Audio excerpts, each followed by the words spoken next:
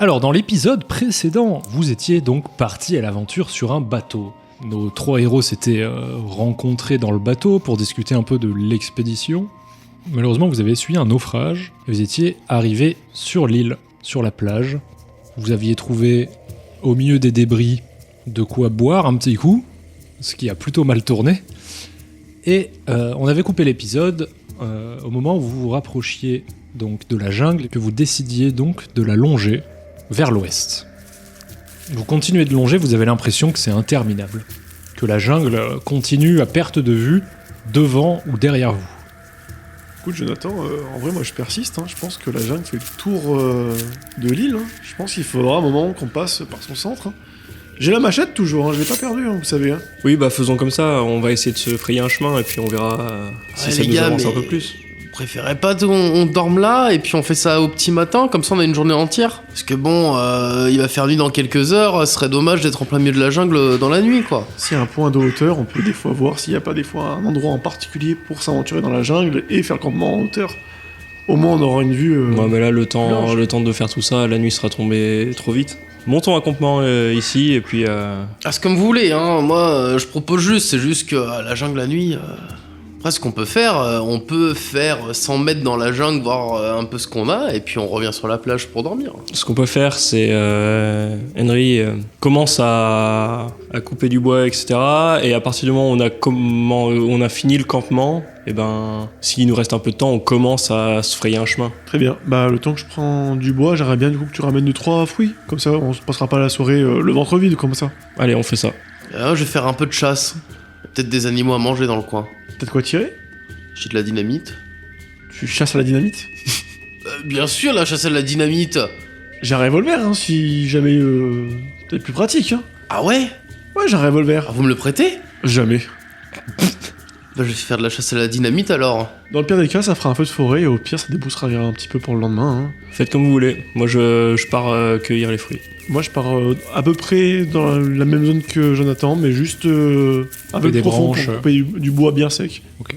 Je pose mon rhum, je vais pas l'embarquer dans la jungle, et je m'avance sur une 50aine de mètres, juste voir si je vois un animal. Type cervidé de la jungle.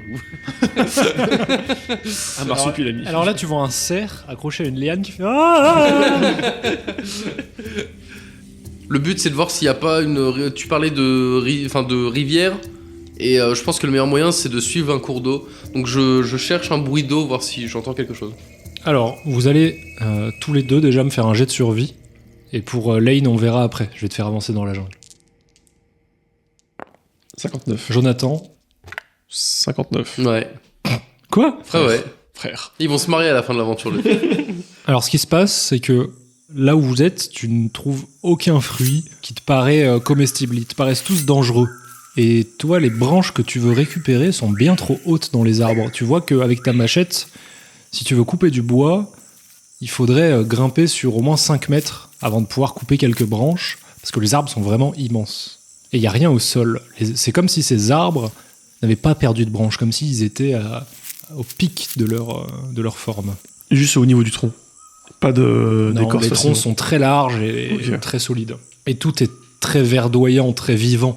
Tu vois pas de bois sec, en fait. Ok. Et à ce moment-là, vous voyez que Lane, lui, est en train de s'enfoncer un peu plus loin dans la forêt.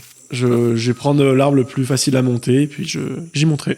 Donc tu grimpes avec la machette à un arbre. Je me la mets dans le dos et je grimpe dans... Tu vas me faire un jet d'acrobatie, pardon. 56. Ce qui se passe, c'est que les arbres sont vraiment très larges et les troncs, il n'y a aucune prise dessus.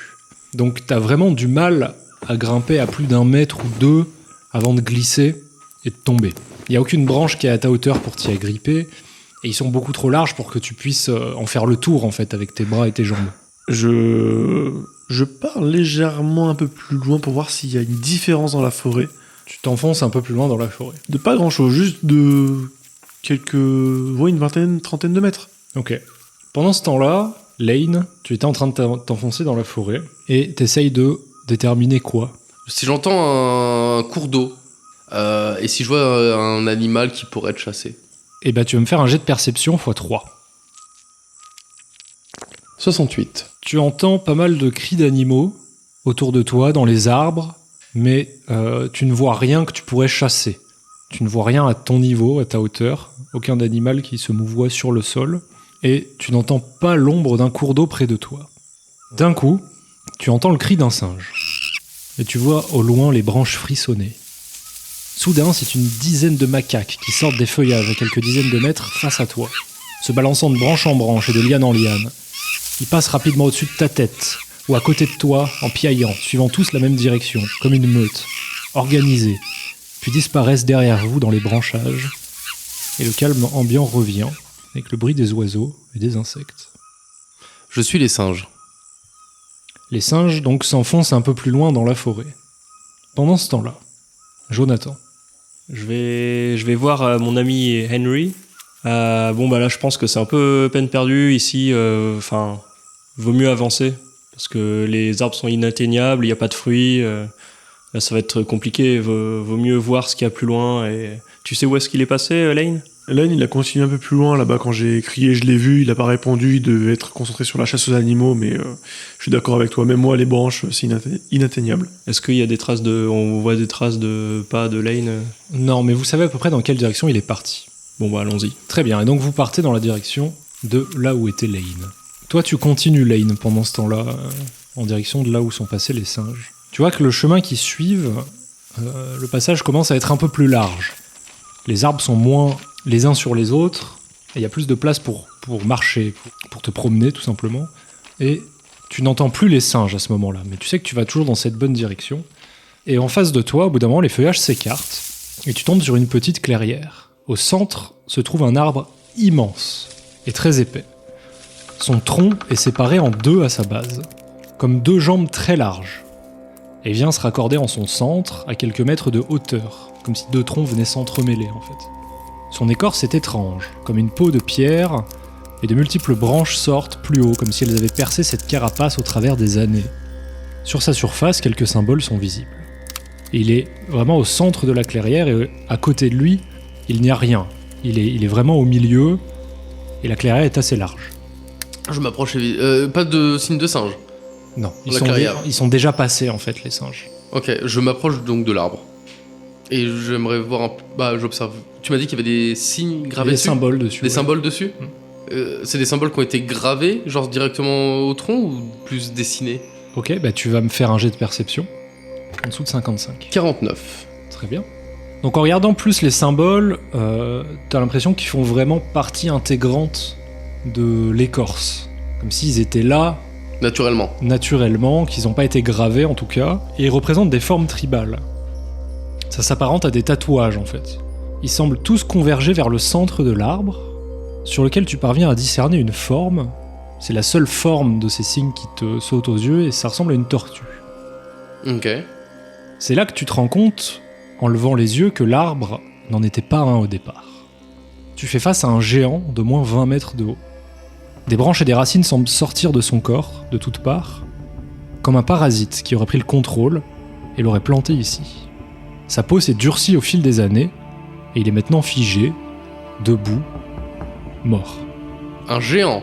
C'est un géant. Genre, un homme de 20 mètres de haut, quoi. Un homme, oui, mais... Enfin, qui a une forme humanoïde. Ouais. Voilà. Je tombe sur le cul. Là, non, vraiment, je tombe sur le cul, et je suis en mode... Pendant ce temps-là, vous allez tous les deux me faire un jet de chance. 3 pour moi. Waouh! 3 Ouais. 3. Bon, c'est un jet critique, donc tu regagnes un point de fougue. À moi l'alcool. Donc tu repasses à 2 de fougue. Vous arrivez, vous aussi à votre tour, dans cette clairière. Et tout ce que vous voyez, donc, c'est cette espèce d'arbre gigantesque qui trône au milieu. Et Lane, face à l'arbre, les fesses dans le sol, on peut le dire, assis, hébété, en train de lever la tête vers le sommet de l'arbre. Qu'est-ce qu'il est en train de regarder là? Bah du coup je m'avance avec curiosité quoi. Vous vous approchez de l'arbre. Je reste un peu derrière Jonathan, je regarde la forme de cet arbre qui est jolie de base. À sa base, comme tu disais, entre là c'est... Tu t'aperçois à ton tour donc qu'il y a une forme humanoïde sous ces branchages, sous cette écorce. Je regarde Jonathan du plus profond de mon regard et simplement c'est incroyable ce qu'on est en train de voir. C'est incroyable, c'est une découverte qui devrait faire le tour du monde. Cette île est maudite. Ah, moi je vous le dis, c'est maudit. Je me relève, hein. Comme d'hab, je tâte l'arbre. Et puis si même je peux un peu escalader à des endroits, je le fais. Tu sens que c'est du bois qui a un aspect très vieilli, mais à la fois qui est dur comme de la pierre. Sous tes doigts, ce bois n'a pas l'air de se détacher facilement. Et tu peux grimper assez rapidement, en tout cas le long des jambes du géant. Bah, Jonathan, moi je pense que tu devrais monter prendre un point de repère pour nous, pour la suite. Ça peut être un excellent point de repère, voire un point de campement dans l'entrejambe de cet arbre. Il y a une tortue, les gars. Hein. Une tortue. Ouais, regardez. Et je lui montre le signe que tu m'as montré. Vous voyez qu'effectivement, tous les symboles qu'il y a sur le long de l'arbre convergent vers son buste, finalement.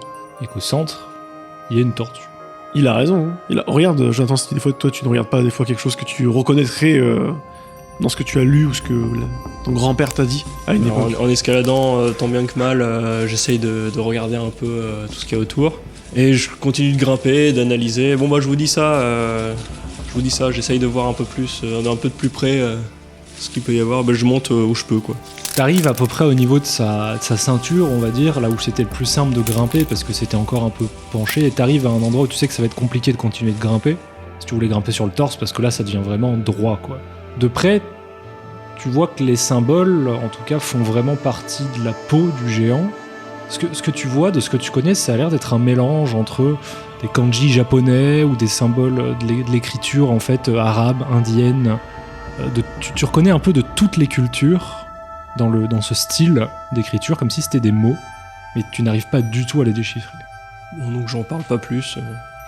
Bon, non, les gars, après, c'est trop, ça sert à rien de prendre de risques.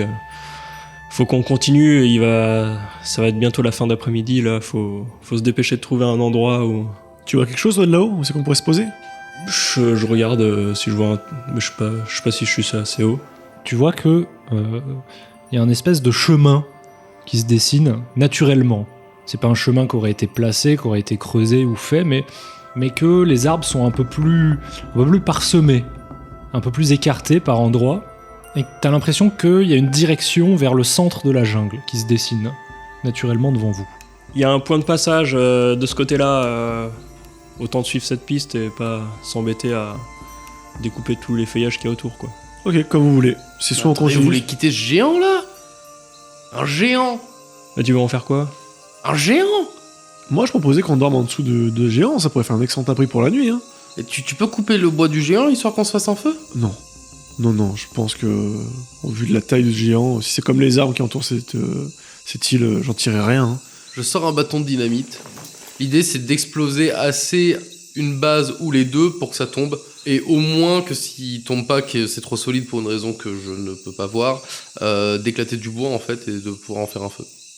Tu considères qu'en employant 3 bâtons de dynamite, tu peux faire sauter un des... Non, je vais en employer un seul, justement. Tu considères que c'est pas suffisant, à première vue. Si tu voulais faire péter un des pieds, il faudrait au moins 3 bâtons de dynamite, d'après tes calculs. Moi, je descends vite. Tu te laisses glisser comme un toboggan. Oui. Si tu veux vraiment éclater une partie de ce géant, autant éclater un arbre, si tu veux du bois. Hein. La pierre... Ah, d'accord. On se trouvera un bel arbre pour toi, t'inquiète pas. D'accord. J'aurais bien envie de le faire péter, ce géant. Mais d'accord. Mais c'est la seule fois que je fais pas péter un géant. Monsieur Jonathan, votre grand-père, là, il vous a rien dit sur les géants? Parce que, je veux dire, les géants, c'est pas normal. C'est le diable qui habite cette île. Moi, je vous le dis. Alors, je sais peut-être pas lire, mais mon prêtre, il m'a dit la Bible. Et les géants, c'est pas bien. Il parle de géants dans la Bible? Je sais pas. Bon, j'en sais rien. Après, mon prêtre, il est pas très malin non plus, et puis il était plus intéressé par autre chose, mais les géants, c'est pas bien. Je m'en vais rapidement. Pendant que tu pars, je pars devant vers le chemin un peu plus éclairé. Oui, t'as raison. Prenons ce chemin et faisons vite avant que la nuit tombe, quoi. Bah, je les suis, hein. En prenant les devants, Lane, j'ai une question pour toi. Déjà, reprends ton baril, déjà, pour commencer. Je l'ai pris pour toi, parce que j'ai vu que tu étais parti de beaucoup trop loin, à mon goût. Oublie pas qu'on est, on est que 3 sur cette île. Juste reprends ton baril. Je reprends mon baril. Et j'ai une question pour toi. Tu penses que, avec ce baril d'alcool, est-ce que tu penses qu'il n'y aurait pas des moyens d'amplifier une explosion? Ah bah si, si, je peux attacher des dynamites au baril et ça peut faire... Alors, ça va pas t'amplifier l'explosion, par contre, tu auras plus de feu, ça c'est sûr. D'accord, ça pourrait être intéressant ça éventuellement pour se créer un chemin. Ou dégager des minéraux si on veut garder un peu d'alcool. Alors, non, parce que le feu, ça se contrôle pas. Très bien. Eh ben écoute, Et qu'une fois que vous avez mis le feu, bah vous savez pas ce que le feu il va faire, hein. on verra du coup. Si jamais on a besoin de cet alcool, peut-être faire attention aussi à en boire avec modération, comme tu m'as promis de me l'apprendre d'ailleurs. Bien sûr, je reprends le baril. Encore une fois, je sais toujours pas qui c'est modération, mais je vous montre. Et si je me prends une petite lampée comme ça, ça c'est pas trop. Je peux essayer? Non, Vous pouvez me servir ou pas? non. Très bien. Je comprends, on est en terrain hostile. Ce je peux soir. comprendre. Ok, très bien. Autour du feu, je comprends. Vous avancez, vous enfoncez pendant 30 minutes, 1 heure, vous continuez de marcher dans cette jungle. Vous entendez pas mal d'animaux autour de vous, mais vous n'en croisez toujours pas. C'est vraiment des animaux qui vivraient dans les arbres, des oiseaux, des insectes. Toute une faune invisible finalement, pour vous qui êtes au sol. Et vous sentez que la lumière commence à tomber, que l'obscurité règne de plus en plus. Et on arrive à un moment où le ciel devient sombre. Et bientôt, vous ne voyez plus très loin devant vous. On aurait peut-être dû rester sous le géant, hein. Je vous l'avais proposé après tout à l'heure, mais bon, après, il faut avancer, hein. On sait pas où c'est qu'on en est dans cette aventure, même si on est en terrain hostile, hein.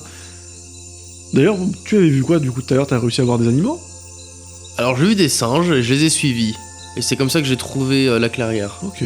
Bah écoute, Jonathan, si tu veux... J'aime bien les singes. C'est rigolo les singes. Jonathan... J'ai déjà vu un singe, vous savez, et il faisait de la musique. Il y avait une petite boîte et une manivelle et il tournait. Et c'était vachement rigolo à voir. Jonathan, tu veux qu'on se pose à un endroit en particulier ou tu faire au bout de chemin pour se mettre sous le... J'essaye de regarder s'il n'y a pas des branches ou quoi que ce soit qui puissent nous aider à faire un feu, déjà. Alors tu vois que effectivement vous êtes enfoncé, que les arbres sont un peu moins larges par endroits, il y en a toujours des très très grands. Donc il y a de plus en plus d'arbres avec des branches à porter, et que donc ça te paraît possible d'en couper quelques-unes pour faire un feu. Bon bah, autant s'arrêter là, parce que là j'ai l'impression qu'on s'enfonce à l'infini. J'ai m'y collé. Allez, je prends ma machette et je pars, du coup, prendre 2-3 branches. Je le suis. Et je lui parle de singe. T'as pas besoin de t'aventurer bien loin pour voir des branches que tu peux couper assez facilement. Donc tu t'entreprends de les couper sans trop de problèmes. Pendant ce temps-là, il me semble que Lane te parle. De Wistiti. J'ai toujours rêvé d'avoir un petit Wistiti. Mais un petit truc tout sympa, pas les gros, parce que les gros, c'est dangereux. Mais un petit truc tout sympa, j'en ai vu, hein. Une fois, je suis allé au Mythe de l'Orient, là. Je coupe des branches. Et vraiment, c'était pas mal. Et ils en vendent là-bas, mais j'avais pas les sous, j'avais tout perdu aux cartes. Et le reste, bah, c'était pour ma maman. Mais je pense qu'elle aimerait bien avoir un Wistiti. Après, elle est pas trop fan des animaux, maman. Comment t'as connu les explosifs? Je coupe de branches. Vite. Ah bah, c'est simple. Mon papa, c'était son métier. Très bien. Je coupe de plus en plus vite des branches. Je ramène un tas que même moi je pourrais pas porter seul. Après, je pense pas que papa lui leur aimait les Wistiti, il était pas très animaux. Quoi qu'il avait un chien. Ah, c'était un bon chien. Mais il est mort avec lui. Mais je lui avais dit de pas l'amener à la mine, c'était pas une bonne idée. Mais c'était un bon chien. Mais je pense qu'un Wistiti s'en serait mieux sorti quand même. Jonathan, je crois que l'histoire de Lane pourrait t'intéresser, je la trouve hyper intéressante. Lane, tu devrais voir, Jonathan, il adore la culture et les histoires. Il les adore même plus que moi. C'est vrai, vous cultivez quoi? Comment ça, je cultive quoi? Bah, vous aimez pas la culture? La culture? Bah ouais.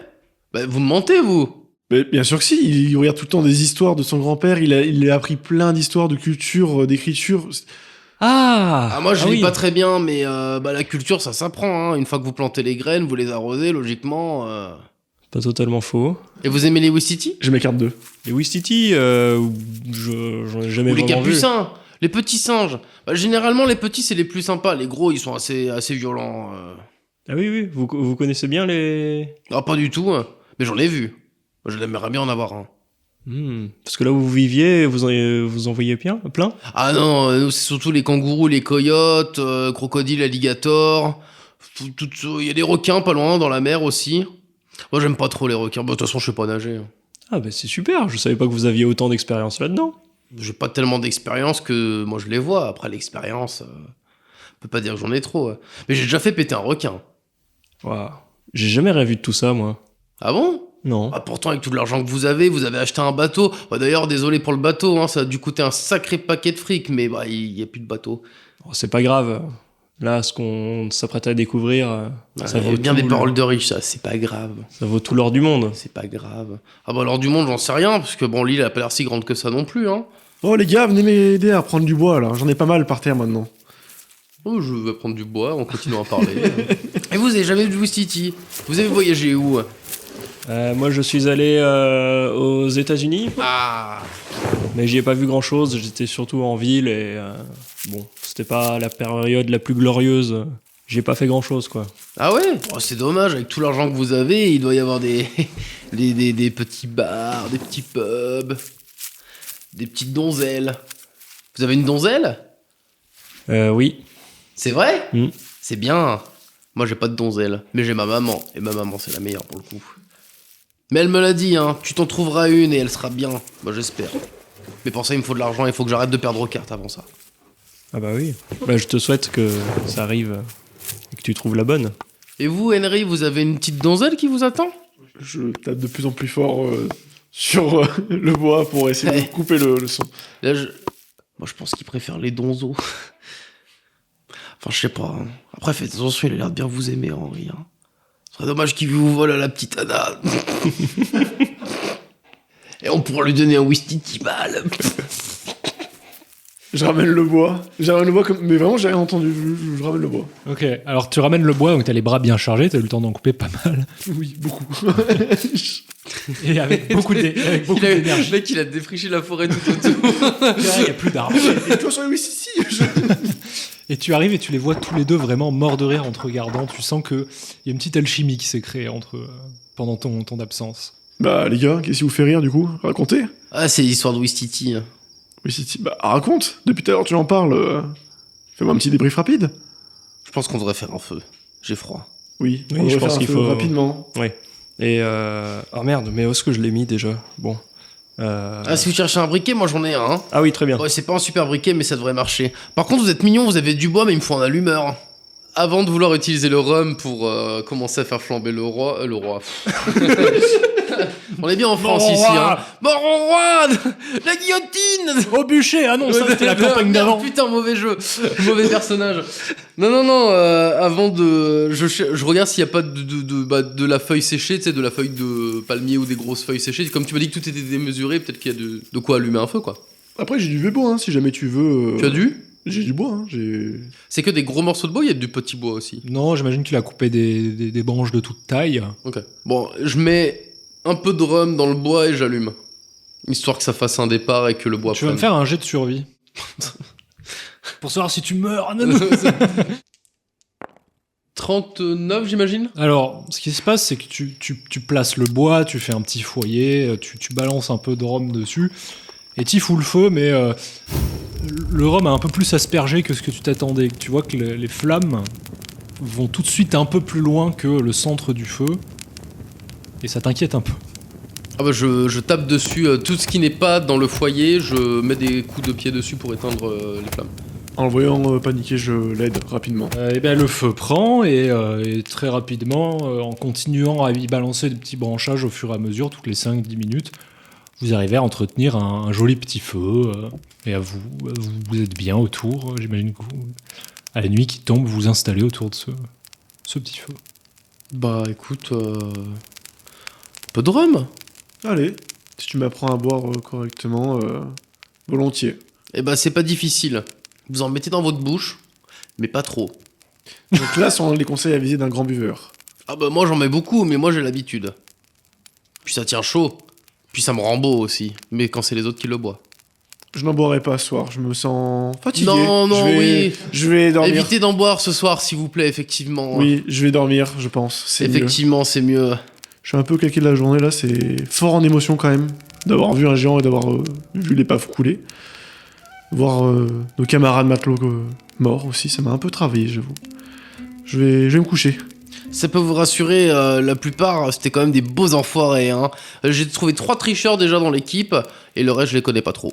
Ah, il y en aurait un ou deux, je les aurais pu être potes, mais perdu pas mal d'argent quand même. D'ailleurs, c'est de l'argent, vous aurez dû leur donner, ça tombe bien, parce que comme ça, je leur dois plus rien. De toute façon, c'est Jonathan qui ouvre l'expédition. Moi, je suis juste là pour le guider, le conseiller, voire même le protéger, en tout Ah, cas. vous êtes payé, vous aussi? Non, hormis le fait que je le protège, déjà gracieusement, parce que c'est un long ami de longue date, et que j'aime beaucoup sa famille. Donc, il est hors de question pour moi d'être payé simplement pour une expédition, mais plus pour cette valeur aventurière qu'il m'offre. Ah ouais, vous êtes un pigeon. Je trouve ça dommage de penser comme ça, mais après, Ah c'est bah, vous qui excusez-moi, voyez. mais vous vivez comment? Vous mangez comment? C'est sa famille qui me paye au quotidien. Je suis pas payé pour l'expédition, je suis payé pour être à côté de lui plus que tout. Et vous avez l'argent sur vous ou c'est dans le bateau? Bah, on a une partie sur nous, mais le but de l'expédition, c'était aussi de trouver des richesses qui sont ici. Donc c'était dans le bateau. Mais vous voulez pas le dire. Il y avait une partie dans le bateau, oui. Une partie dans le bateau. Et ma partie, elle est où? Dans le bateau, toujours. Bah Il non, y a mais, plus de bateau. mais votre partie là, elle est devant vous, c'est là où on est. Ah bah super. On est venu là Ah bah, je pour vais ça. ramener du bois à la maison, ça va être bien, je vais pouvoir faire du feu toute la journée chez moi. Vous avez de l'argent sur vous? Ah bah non, là j'ai rien. Vous avez des bijoux? Non plus. Il y a tout qui a coulé. Je rigole.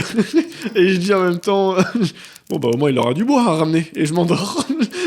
Je m'endors aussi. Je bois du rhum. Vu que ça fait plusieurs Là, je fois suis que tu bois déçu, du rhum, je suis colère, hein. et que tu bois, tu vas me faire un jet de résistance à l'alcool. Bien sûr. 54. Tout en contrôlant, tu te mets un peu sous, quoi. Histoire de bien dormir. C'est ça. Au bout de 30 minutes, 1 heure, tes 2 camarades sont endormis, ils ronflent paisiblement. Il n'y a plus beaucoup de bruit dans la jungle. Tu vois en levant les yeux que tu vois quelques étoiles. Et tu te sens vraiment apaisé, tu te sens vraiment bien. Hormis le fait que tu sois dégoûté de pas avoir d'argent, bien sûr, mais l'environnement en tout cas te fait te sentir bien. Donc tu te laisses aller, tu t'endors. Et la nuit passe.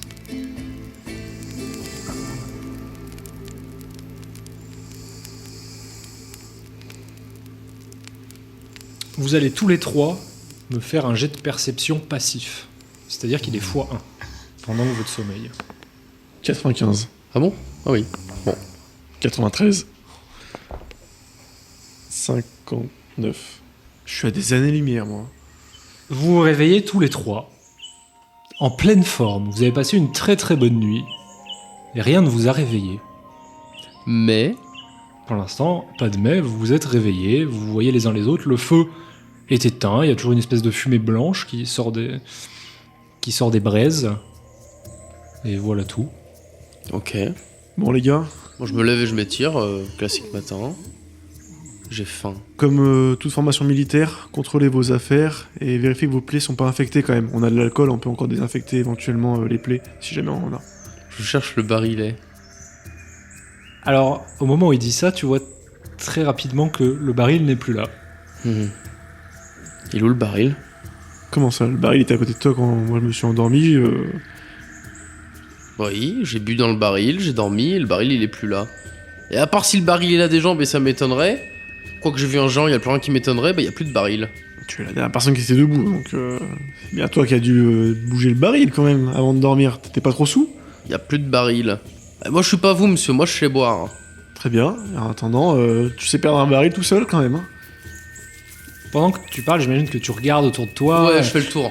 Alors, tu vois rapidement que il y a pas mal de petites traces autour de vous, de petits pieds qui auraient marché dans l'herbe. Je crois qu'il y a des enfants, ils nous ont volé le baril, hein. Et tu te rends...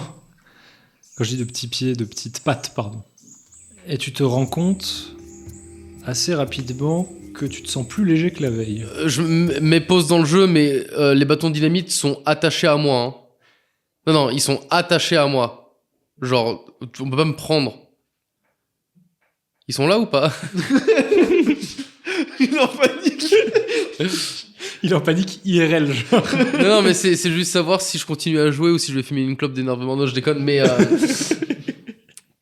c'est pas possible, genre, ils sont attachés sur moi. Bon, ok, bah, je vérifie tout. T'ouvres ta veste. Oui, j'ouvre tout, là. T'as toujours ta dynamite sur toi. Bon, c'est bon. Par contre, tes outils ne sont plus là. Non. Et ta montre à gousset non plus. Putain d'enfants, ils ont tout volé. Mais Jonathan, pourquoi il parle d'enfant lui maintenant? Il devient fou, c'est pas possible. Je sais pas, moi je tâte mes poches et... Ah. Et ton briquet et ta boussole ne sont plus là non plus. Bon.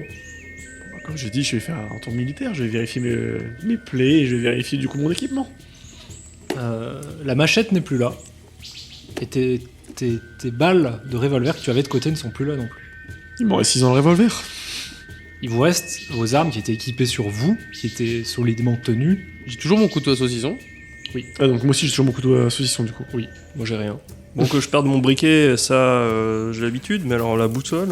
Des tours de garde. C'est des tours de garde. Et vous êtes militaire, vous devriez le savoir. Et je pointe bien mon doigt là comme ça sur lui. Je fais, vous devriez le savoir.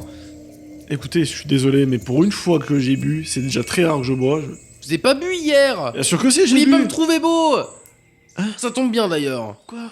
Mais Jonathan, il devient fou lui, c'est pas possible. Il a vu un géant, il perd les pédales, il a aucune lucidité. Bah trouvez-les, il y a des traces d'enfants. Mais ça veut pas dire qu'il y a des traces d'enfants, c'est pourquoi ce serait des enfants, ça peut très bien être des nains. Bah, non, j'ai déjà vu des nains, ils ont des plus gros pieds que des enfants. Montrez-moi vos traces, je vais regarder. Jonathan, viens avec moi parce que ça commence à me saouler cette histoire. Il a vu un Je géant. pointe le sol de tout ce qu'il y a autour du camp, de toutes les traces. T'en penses quoi, Jonathan? C'est des traces de quoi selon toi? je sais pas, de petits animaux... Oui, bah des enfants animaux, je m'en fous, mais on a été volés. Lane, vu que tu vas me faire un jet d'idées, puisque apparemment tu as beaucoup de connaissances sur les singes, 32. tu reconnais tout de suite les traces de pattes, de pas, appartenant à l'armée de singes que tu as croisée hier. Ah, les salauds. Tu reconnais tout de suite que ce sont bien des singes qui sont venus pendant la nuit vous piquer tout ce qu'ils pouvaient trouver de brillant. Alors les gars, c'est pas des enfants, c'est des singes. Et c'est eux qui ont tout pris. C'est les mêmes singes que t'as vu hier qui t'a amené au géant? Ah bah c'est possible. Après j'en sais rien combien il y a de singes sur cette île, mais c'est des singes. Aucun de vous deux a votre briquet, hein? Si, moi j'ai le mien. Moi c'est mon set d'outils et ma montre à gousset qui ont disparu. Toi t'as pas ton briquet? non. Mais je l'ai jamais, de toute façon, depuis hier, je le trouve pas. Je suis les traces. Bon, Alors il y a beaucoup de traces autour de vous, mais elles disparaissent assez rapidement. Ils ont dû repartir dans les arbres, dans les branchages. Tu vois pas de traces au sol qui te mènent dans une direction quelconque en tout cas. Mais je vois où elle s'arrête au sol. Bah, tu vois qu'en fait il y a eu pas mal de traces autour de vous, et c'est tout. Il n'y a aucun moyen pour toi de déterminer une direction ou Ok. quoi que ce soit. ils sont bien beaux les singes que t'arrêtes pas de nous parler d'hier, mais en attendant c'est... Hein? Non, bah là en fait je tourne en rond, je suis un peu énervé, je sais pas trop quoi faire. Putain les gars, moi j'ai perdu mes balles. Ils m'ont volé mes balles, ces bâtards. Je vais tous les tuer, si je les revois je vais péter un plomb. Ça commence à me saouler, déjà. Il renvoie, il va péter un plomb, il va falloir faire des tours de garde. Mais il veut quoi le mec, il n'a pas su me... Y a plus de rhum. Oui. Et je peux plus faire d'explosifs. Bon, allez, allons-y, continuons la route. De toute façon...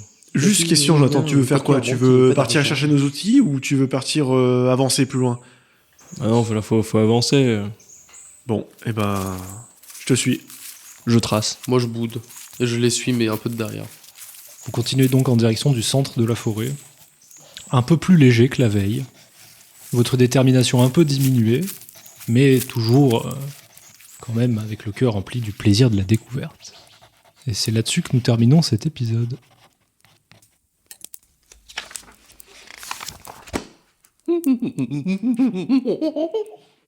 Et merci à toi d'avoir écouté cet épisode. On espère vraiment que ça t'a plu, que ça vous a plu. Et on se retrouve dès dimanche prochain pour découvrir la suite.